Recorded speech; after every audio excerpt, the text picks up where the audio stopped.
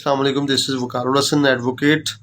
दोस्तों, अगर आपके साथ कोई भी वक़ूआ होता है तो आप उसकी एफ़आईआर कटवाते हैं, एफ़आईआर दर्ज करवाते हैं। तो डॉक्टर उस्मान जो आईजी पंजाब हैं हमारे, उन्होंने एफ़आईआर के साथ ये पर्चा भी लाजमी जो है ना लोगों को देने के लिए बोला है। तो इस जो पर्चे के ऊपर जो है बहुत सारी इंफॉर्मेशन दी गई है रिलेटेड टू ऑफेंस है, और आप यानी कि तफ्तीशी को कैसे अपना जो मुकदमा है वो बता सकते हैं और क्या क्या मामला कर सकते हैं। इसमें लिखा है जी, एफआईआर दर्ज होते ही इन्वेस्टिगेशन अफसर के हवाले की जाती है। मुशाहदा में आया कि अवाम नास को मुकदमा की तफ्तीश के सिलसिला में कई दुश्वारियाँ पेश आती हैं, जिनमें से अक्सर तफ्तीशी अमल और अपने हकूक़ से नावाकफियत की बिना पर पैदा होती हैं। इन बातों को मद्देनज़र रखते हुए आपकी मदद और रहनुमाई के लिए आपको ये तहरीरी जो है वो जारी किया जा रहा है। उम्मीद है कि आप इससे इस्तेफादा होंगे।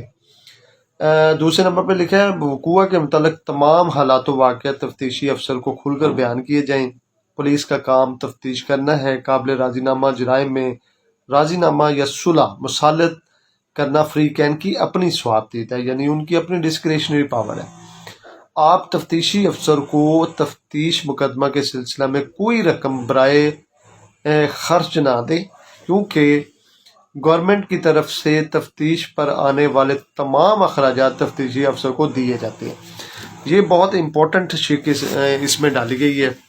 अक्सर औक़ात आपने देखा होगा, जब भी आप कोई भी मुकदमा अपना दर्ज करवा लेते हैं, उसके बाद तफ्तीशी अफसर जो है वो आपसे ही पैसे लेता है कि भाई पेट्रोल डलवाना है, गाड़ी की लेके जानी है, ये करना है, वो करना है, आपकी तफ्तीश पे इतना एक्सपेंस आ रहा है, आपने वो पे करना है। तो ये हरगिज़ पे ना करें। इनको गवर्नमेंट की तरफ से ये आईजी पंजाब का पर्चा है जो उन्होंने दिया हुआ है। तो ये आप पर्चा, जब भी आप अपना पर्चा दर्ज करवाएं तो उसके साथ ये सारी चीज़ें लें और इसको बगौर मुतालिया करें और फिर उसके मुताबिक इनको डील करें। कभी भी इनको पैसा ना दें। बहुत शुक्रिया।